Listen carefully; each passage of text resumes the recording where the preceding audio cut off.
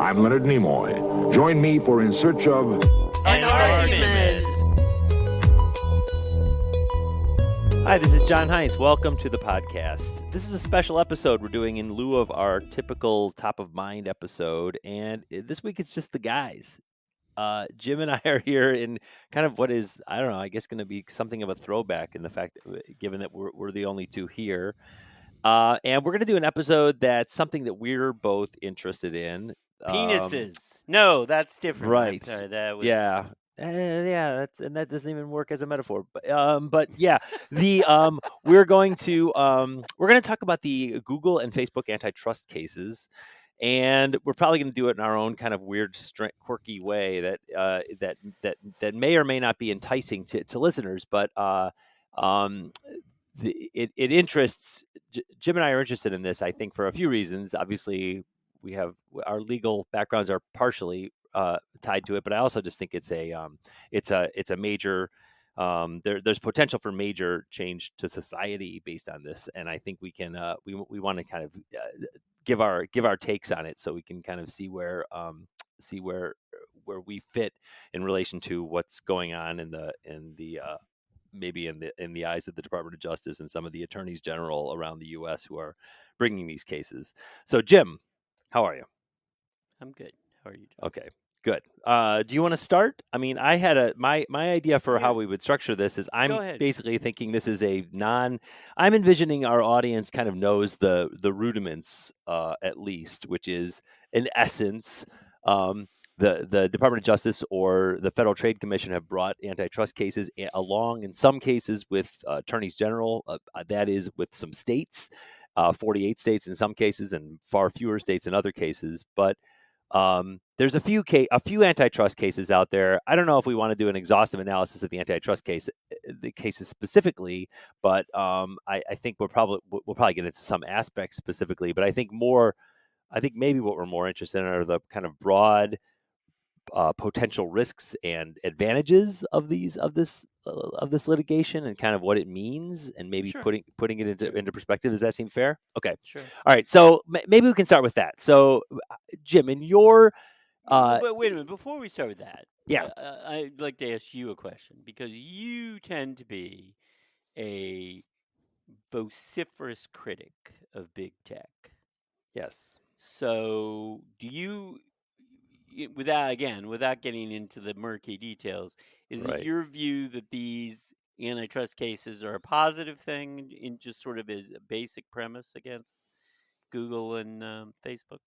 I think there is definitely a problem with competition and with income inequality that is exacerbated by the big tech companies. There's no question. I'm not sure these cases are going to fix anything. I mean, that's my takeaway. I mean, that's my overview. Right. And tell me my criticism of tech is more about my use of it too, Jim. By the way, okay. I'm critical of tech. I think Google does some pretty awesome stuff. Apple does some pretty awesome stuff. I love their products. I really do. I use them all the time. Facebook, I never use, but my criticism of Facebook is this: I don't like the interface. I mean, its model is like this kind of constantly grabbing you and grabbing your friends and grabbing your information and reaching out, and it has this feeling of a virus, which now takes on a different meaning in the time of COVID. But I never liked Facebook from like the beginning. I never liked Facebook before it was being used very much. Why do you think Google and Facebook contribute to income inequality? Well, I mean, I just think it's what the growth in the stock market has been primarily through the tech companies, stocks, and concentrate. I mean, this is where I guess I'm kind of on the traditional left, which would be concentration of power in a specific industry leads to concentration of wealth, and that I think that exacerbates income inequality. I think that the analogy to Andrew Carnegie or, I mean, the oil barons and the, I don't know, the other kind of historically powerful individuals who in specific industries where they just basically ran everything because there was no competition. I think there's some application to that here. I just don't think that the way we're doing it in the U.S., I think it's very different with tech, but I do think that basic idea about concentrations of wealth with super wealthy because of industries where there's a lack of competition still exists. Okay. What about you? What's the significance of these antitrust cases for you? I think it's interesting, especially because the Facebook suit seeks to break up Facebook, which is a very rare remedy nowadays in a antitrust case. The last major company breakup in the United States from an antitrust case was the AT&T suit, which was, basically about 35 years ago that it was resolved. And so it's obviously the remedy being sought is rare and potentially extreme, so that makes it a sort of an interesting one-off. And of course, the other thing that makes it interesting, although not legally untenable, is that some of the things that have been raised in the suit, such as Facebook acquiring potential competitors, the FTC did not oppose those mergers when they actually happened. And so now is coming back and saying that, essentially perhaps maybe we should have opposed them, not in so many words, but it is represents somewhat of a change of position regarding. Well, so are the cases interesting to you, or are you saying that the cases should be interesting to our readers, our listeners? Because you might be reading the transcript of this. Yes. If you're saying, are you full saying life that, you have if you're reading the are you saying that podcast. that these cases should be interesting to our listeners because they're kind of landmark I don't cases? know if they're interesting to our listeners. I find why should they be? I told the two reasons I think be? that the Facebook case in particular is interesting is because of the two things I mentioned, which is that it's a reversal of position of the FTC and that they're seeking actually to break up Facebook.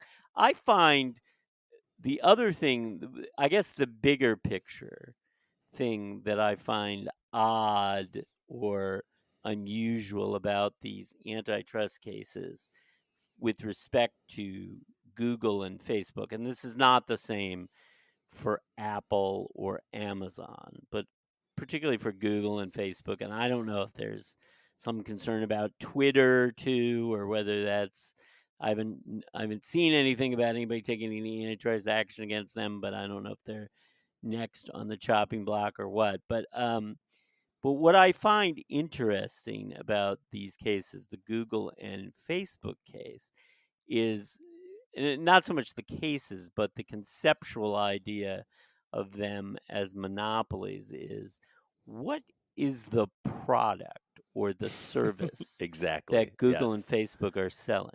Right. Well, what's your answer? How would you answer? Right. I mean, they are selling you. They are selling its users' data. Yeah, that's what they're selling. Exactly. So it's not as though, like, for example, one of the arguments you make, like in a traditional break up the monopoly case at AT&T, is that the consumer will benefit by having more competition. But and I realize that the people who use Facebook and use Google think of themselves, I guess, to the extent they think in these terms at all, as the consumer. But this is a service, quote unquote, that you're literally paying zero for, right? I mean, you're not paying to use Google or Facebook, right? No. You're paying with your data. You're paying with the things you're uploading. The real consumers are the people who are buying ads and buying data from Facebook and Google. Right? Yeah, they're That's both advertising companies. They're advertising companies. And both and the other thing that they've done, which is an extension of advertising, really, is that because of the nature of you individually logging onto the system, that they're able to collect individuated data about all in a much more, like, for example, there's television ratings, and they can collect some data based on that, but television channels don't have individuated data about the persons that are watching anywhere near the granular level that Google and Facebook have, and that can be sold to whoever it's being sold to. It's being sold so that I get like 100 emails a day from. For some reason, I get emails from both the political left and the political right. Somebody put you on a list. Somebody went on. No, somebody I know, but I mean, Trump's I think it's interesting. I'm on email. both lists. Sure. I get 20 emails a day about supporting the Republican candidates in Georgia, and 20 emails a day on the Democratic candidates in Georgia. Sure. So I don't know. Maybe everybody gets 20 emails on both sides, although that doesn't seem like that's very granular or very effective if that's the case. But the point is that that is what they're selling, right? Like you said, they're selling people's data, which is an extension of advertising and marketing, because the people buying that data can then presumably pinpoint their targets for how they market stuff. Yeah, and the central criticism that I have of these antitrust cases, pretty much all of them, I'm very much generalizing, and I can get into individual ones, but I mean, generally, my criticism is that they are the standard that the Supreme Court has been placing on antitrust cases is the consumer harmed, and it's really hard to say the consumer's harmed when they're paying nothing. Well, so it's really difficult to say that, and that's where I feel like we missed the mark. I'm getting into the weeds here, but I do think, from what I understand about the Google case, at least part of the Google case is premised on the idea that the people being harmed are the people purchasing the ads. That some of them are being they're being treated. Yeah, they're being manipulated or lied to, or there was an insider deal between Facebook and Google to make sure that Google keeps all the advertising money, or Facebook and Google keep all the advertising money. And so themselves. The point there being that you can have an antitrust case where essentially it's not the individual consumers who are being harmed, but other businesses in the chain are being harmed by this monopoly situation. I mean, that was, for example, when the Standard Oil, you referred earlier to the oil monopoly, when Rockefeller Standard Oil Company was broken up, a lot of it was the harm to other companies in the chain, the production chain of oil that was involved. Not per se the harm to the individuals at the retail end of the process. So there may be, and again, and I mean, I'm not an antitrust expert by any stretch of the imagination, but it may be that the Google case, from that perspective, may be more focused in the direction of what we're talking about, and it may be that the Google is, engaged in anti-competitive practice with regard to the people that are, potentially the buyers of this information. So that, remains to be seen. But I do think that it's interesting that that's a slightly different slant in that case, from what I understand, than from the Facebook case. I just think this is the DOJ and the FTC trying to fit a square peg in a round hole. The antitrust laws in the U.S., the way we've written them, are not envisioning controlling or managing the power of tech, and tech is distinct from anything that's come before for a few reasons. But the laws in the U.S., the antitrust laws, are old and outdated and calcified and incapable. And so this is literally. How would you change the antitrust? Well, so I I'm the guy who's always I often look to other countries, and especially Europe, for if you want to look at far more aggressive regulatory schemes, look to Europe. And if you want to cut to the chase, just like you said, when you start with what is Facebook, selling, they're selling your data. That's what they're selling. They're selling your photos, your browsing history, the kinds of things you click on, the kind of people you talk to, the interests of the people you talk to. They're selling that to advertisers. When you look at Europe, the first thing Europe did, and they did this a few years ago, right, was they passed the General Data Protection Regulation, because they were like, Okay, this is the heart of it. The heart of it is data, and they want to control the data. Now, I don't think the GDPR is particularly effective at what it's doing, but I do think that Europe was trying to cut to the chase and get to the important thing, which is the data. Not antitrust. That's regulation. No. I understand. I'm just talking about controlling big tech. Okay, I mean, all right. And so but you're there's no question. Wait a minute. Then you're basically saying that, and I hear what you're saying about the antitrust law. So what you're basically saying is it's not really antitrust that we need. It's we need to regulate these companies more carefully. Well, these guys, I think that there have been some, because that does seem to be the European approach. I agree with the left and the right in the U.S. seem to agree they want to control big tech, and they seem to be there seems to be the consensus to bring these antitrust cases. I think it's interesting why they want to. So I think that the left is somewhat concerned about just the power of big tech. Just this is a common, I've often made this argument, which is just power is, concentrated power is bad, and you need to break up concentrated power. I think it's part of what the left has argued. I think more narrowly on the kind of Democratic, depends on what you mean by center left. Right, center left, and what you mean by the left, because the left. Let me lay this out. The left does not oppose concentration of power. They just control concentration of power that they don't control. But that's that's the Democrats. But I think I'm talking about the real left. I'm talking about socialists. Okay. They want the concentration of power. They just want to control the concentration. Well, sure. That's like. I mean, and the easy analogy, having lived in China, is WeChat and the big tech giants in China, which are completely controlled by the Communist Party and are very much. And when I hear arguments in the U.S. from the left about what they want to do to big tech, I'm like, oh yeah, that's what they're doing in China. I lived under that. I'm really familiar with that. I get it. So I do I agree with that. But I think that there's a broader. I don't think that's always what they want to do is control. I think in some cases they are just like we want to have a more that we want to have distributed and equal power as opposed to power concentrated. And I think there's a kind of a broad critique of power generally that doesn't want it isolated. I think on the right, the argument is there's also a kind of a dislike of the big tech guys, and the argument on the right you hear is that it's bizarre, but it's like it's a freedom of speech argument that somehow, and I don't know, I don't think this is true, but I think that there's probably some evidence of this, and I have an anecdote that relates to this. But the argument of some of the right is that these big tech firms censor the more conservative opinions about things, and that there's a liberal bias in Silicon Valley and coming out of those tech companies.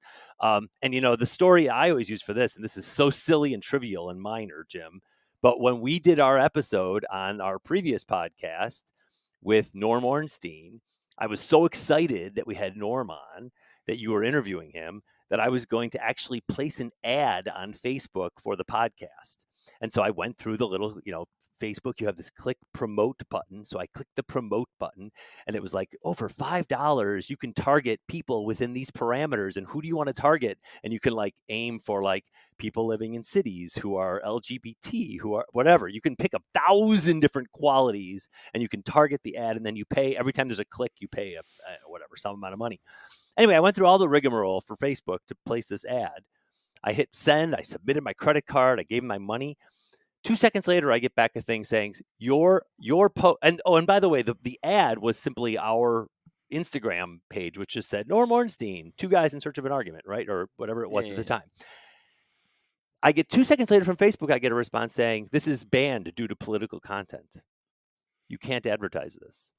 And I'm like, wait a minute, what's political about this? I mean, it was a political episode. But we weren't political advocacy. We were interviewing a guy about it. We weren't. I got it. Surely you were talking from a pro-democratic position, but you weren't. I don't think we were proselytizing, or we weren't trying to promote. And yet, Facebook banned us.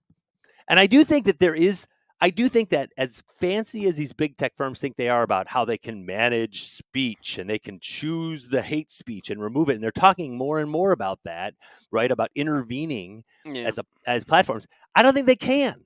They don't know what they're doing. They're not very good. And so I think that there is an argument I can see where people with weird radical positions, and don't get me wrong, I think that, Holocaust deniers should be banned from Facebook and should be, I'm all for it. But at the same time, I can see where if they can't do it right, you hear stories about, I hear stories about African American friends writing things on Facebook that are getting banned about like, oh, if I were white, life would sure be easier. And they're banned because it's political. So they're not very. The tech firms are not good at what they're doing. Well, first of all, I don't know where you hear these stories about Facebook, but there's lots of political content on Facebook. I'm on Facebook. Of course there is. Yeah, and that's what's funny, right? But they're not very effective. But the main thing that is going on, the practical thing that is going on that Trump has raised, but which a lot of I think may happen now that Trump will be out of the picture, because I think there is support from the left and the right, is that Facebook and other social media companies have this exemption from liability for content. Yep, Section 230. And there is, I think perhaps there was some justification for that when it was passed in 1990s. I think there's a strong sense of that should not be in place anymore.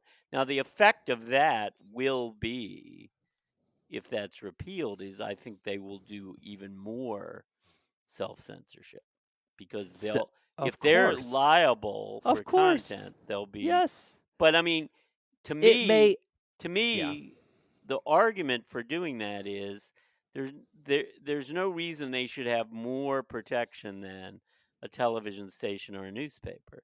I mean, I'm a big advocate of freedom of speech and the government staying out of these things, but I don't see any particular reason why Facebook or Google or whoever should have any more of a privilege, or Twitter for that matter should have a more privileged position than the Washington Post or. Well, their argument, Jim, just to make a fine point on this, that they're not exactly the same as the Washington Post, the New York Times, or NBC is, Twitter will say and Facebook will say, "Hey, I didn't write that post." Right, but all I'm doing is I'm just a platform. I understand that, but but newspapers and television stations are responsible for the content of ads that people put on there too. So they can say, "I didn't write that ad. We just pay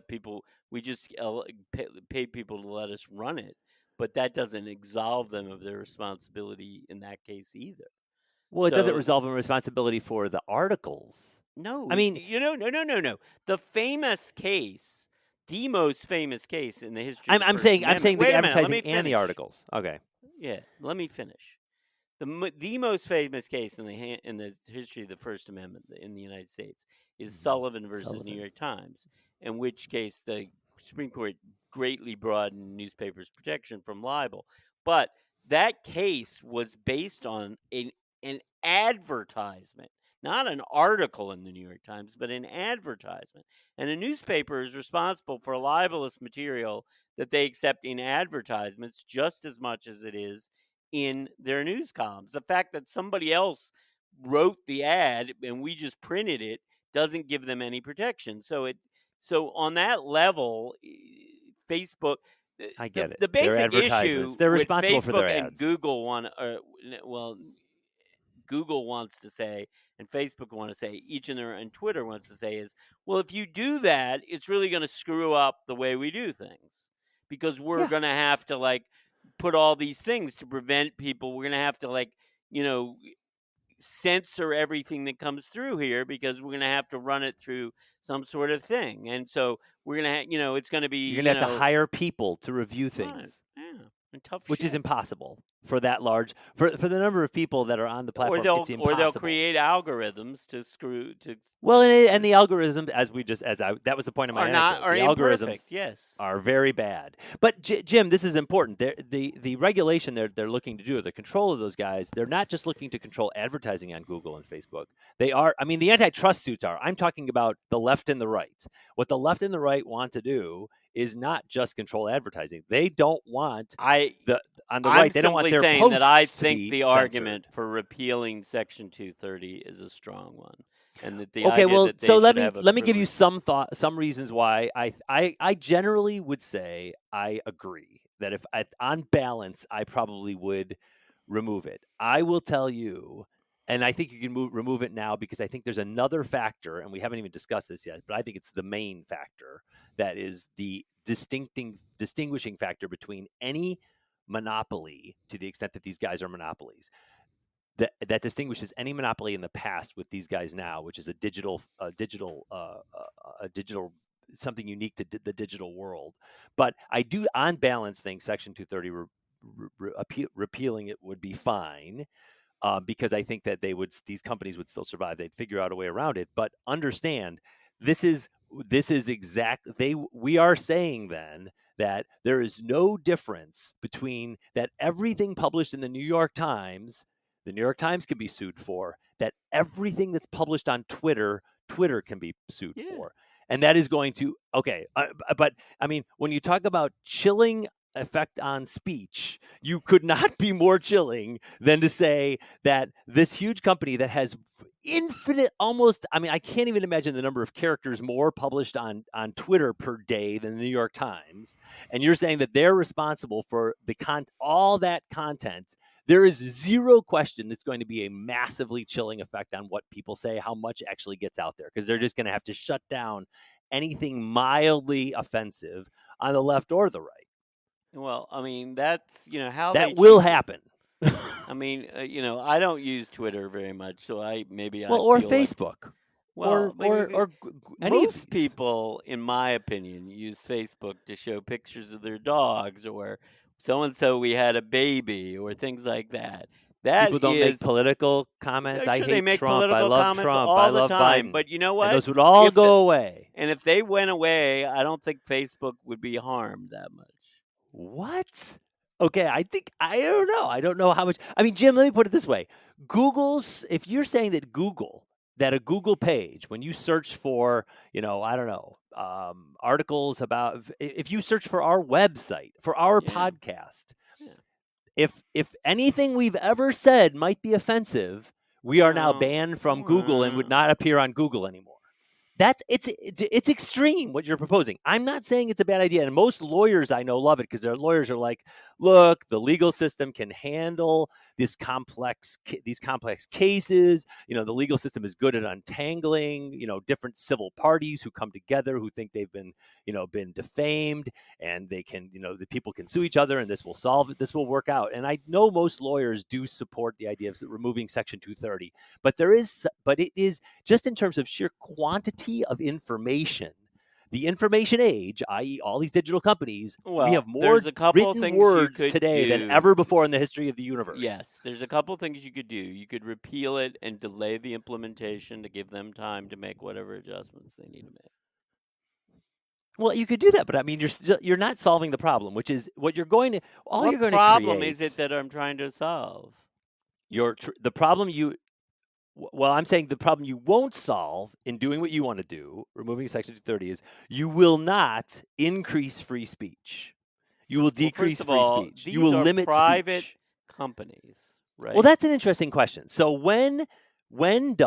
there have been arguments that some of these guys, Facebook in particular, maybe even Google, but especially Facebook, is almost a common carrier. Is a digital public location where speech should be allowed. I mean, I just want to point out to you that the more you make these common carriers, or went even further and said, let's have the government take over Facebook or something. Right. Then you have no potential. Then you can't keep the Holocaust deniers off of it. Well, sure, the government. Well, in the U.S. you can't because we have free speech. Right. I understand that. I understand that. Well, that's this is Mark Zuckerberg's argument, right? Mark Zuckerberg always says, "Look, do you want me to be the guy who decides whether you can say what you want to say, or do you want each other to get on these Holocaust deniers and say you guys are idiots and educate around it and get people to understand that?" Well, I mean, I favor the latter, but I don't think that's the issue. The issue is in terms of the concentration. You talk about the concentration of power in these companies, right? One of the reasons for the concentration of power is that versus so-called old media, they have this huge advantage. And that huge advantage is they're not legally responsible for all the stuff that's said on their media. Right. But why should they have that huge advantage? Well, let's ask that. Why did Section 230 get passed in the first place? Because why did Bill Clinton sign a law? When it was passed in the 1990s, the internet was nascent, and so the idea was we were trying to let these things grow. And I think that argument might have made sense, probably did make sense at the time. But these things have grown now. They don't need any special protection. There's an argument when you're trying to foster a new industry why you might say, okay, this industry, we're going to give it a tax break, or we're going to do this, we're going to give it this advantage because we're trying to help foster this new industry. And then it's hard to remember, but back in the early 90s, the internet was a new industry. It was, I didn't go on the internet till, I don't know, 1993 or something. I don't know when it was, but the point is, it wasn't like it is today. Facebook didn't exist when this law was passed, I'm pretty sure. So if you go back and look at the hearings on the debate, the congressional debate when they were looking to pass the community the Section 230 and its parts, what you see is they were seeking to. They definitely were seeking to give some latitude to a new industry, but they were on the argument from the tech companies was, we can't. It's not that we don't want to. We can't control the speech on a platform. We can't if we are a gathering place for people who come by and speak. If we are expected to go through every time everyone posts something on Facebook, we have to read it and decide, is it true? Is it not true? Is it defamatory? Is it good? Is it bad? Does it comply? Is it hate speech? If you want us to read every single post posted by every person in the world, or at least in the U.S., probably in the world, unless you're going to put a wall up between the users outside of the U.S. and in the U.S., every single post, we have to read it and give. We can't do that. That's why they passed Section 230. They passed it because the technology doesn't. The technology permits such quantity of information to have, and China's tried to do this, to have people sitting in rooms reading posts and banning them, which is, honestly, I can tell stories of that happening to me in China. I've told them before. I'll tell it again. They're funny stories. I mean, some of them are almost jokes, but they have actual people reading the content of mostly foreigners in China on systems, on chat systems like WeChat. But the idea in the U.S. was, the argument for Section 230 was, we can't do it. We can't do it. Our entire business model is just that a lot of people come to us and they say their own things. Right, so we can't read it all. You're playing the devil's advocate, but you began this by saying that you thought that the concentration of power and the concentration of wealth was a concern. So what I am saying to you is that the advantage they have been given in the law is what helps them concentrate the power and wealth. Okay, so you're getting to a different point. So what do I think the problem is, or what if I were the regulatory god, or if I could write a new antitrust law or that's not pro-competition law? But go ahead and tell us that before we wrap things up here. If I were to, you want to wrap things up? I'm just getting going. I haven't even gotten to what I want to talk about. This is a top of mind. I haven't even gotten to what I want to talk about. I haven't even started. I have a list of 9 points I haven't even gotten to. This is like preliminary. What have you been talking about for the past half hour? I was just answering your questions. All right, we're gonna have to do Facebook part 2 then, because this is crazy. I didn't even get into it. I mean, we haven't even started with the main problem.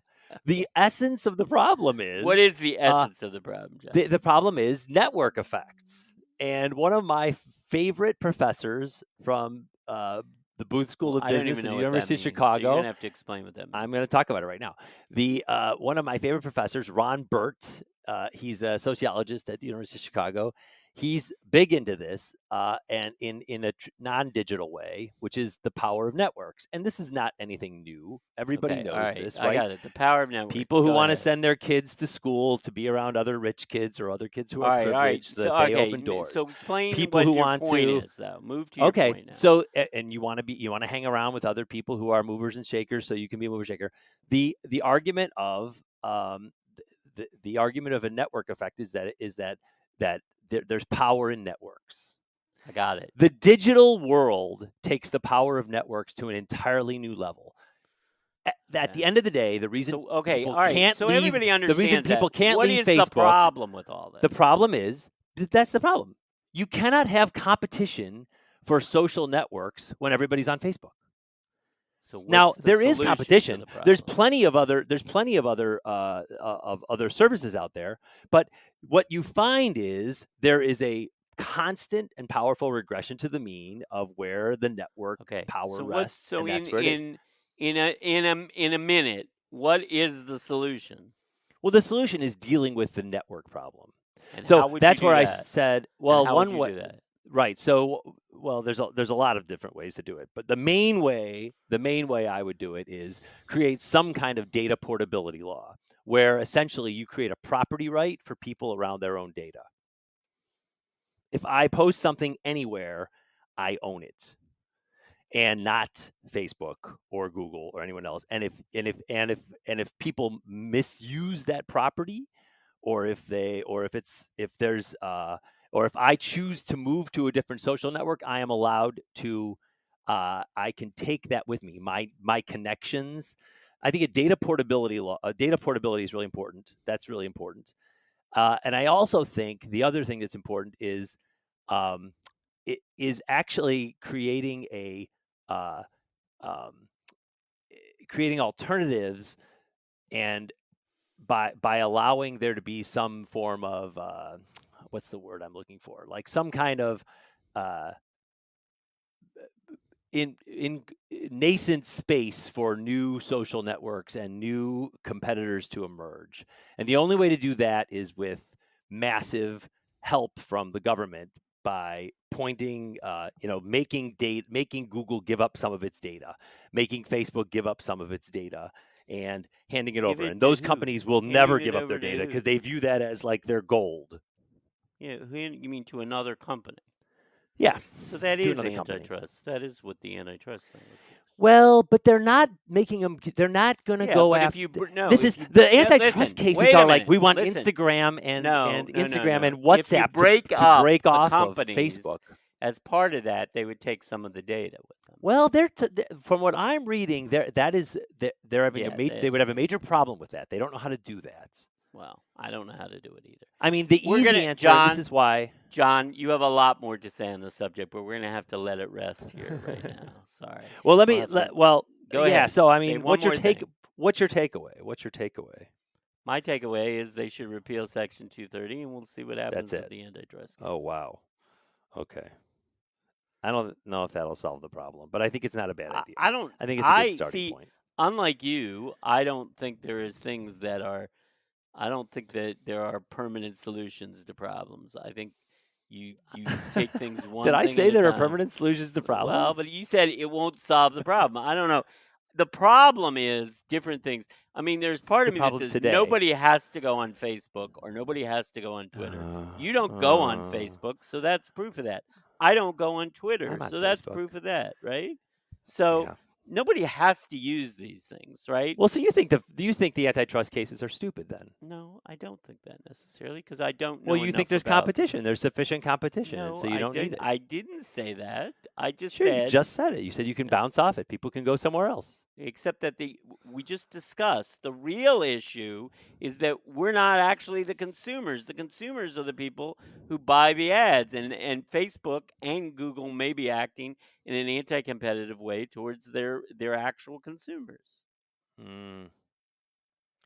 Yeah, that's weird. So I think if you ask most people who support the antitrust, they'd say that the reason we should break up these guys or we should do something about them is because of how they treat me, the user, not because of how they treat the advertising companies. I don't see how the antitrust suit is going to change that.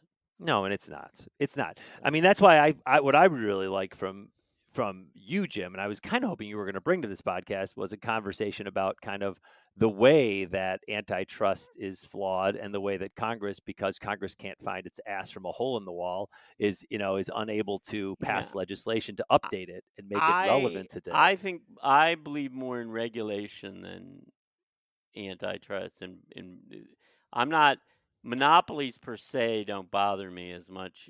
I mean, again, the conundrum on the left is they're all in favor of monopolies as long as they control them. They just don't like monopolies that they don't control, that some rich guy, quote unquote, controls. So monopolies per se, I think, are probably a fact of life. I think, I mean,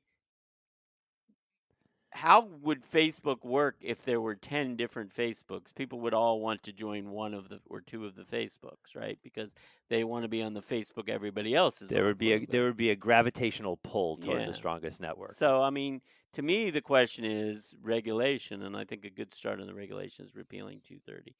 So, final word, John, before we go. No, I have nothing to say. Thank you. Thanks to Justin Mullen for stalwart editing. Thanks to Ted Enley for composing and pouring the music that you hear at the beginning and the end of each episode. Thanks to Mary Heinz for her technical wizardry, without which this podcast would never have come into existence and would not continue to exist. Thanks most of all to you, our listeners. We'd love to hear from you if you have any comment or reaction, good or bad, to this episode or to our podcast in general. And if you want to discuss antitrust policy and big tech with John, I'm sure if you called him on the phone, he would want to spend an hour or more talking to that. We'd love to hear from you. You can let us know what you think by leaving a comment on our website, www.insearchofanargument.com. That's all one word. You can leave us a comment on our Facebook page or Twitter. So make of it that what you will. We do pay attention to feedback, and we very much appreciate it. If you like what you are hearing and you are listening to us on iTunes or Stitcher, please rate us. And if you like what you're hearing, please tell anyone you can, any way that you can. We will be back in 1 week with our end of 2020, beginning of 2021 episode, and we look forward to seeing you then. Bye-bye.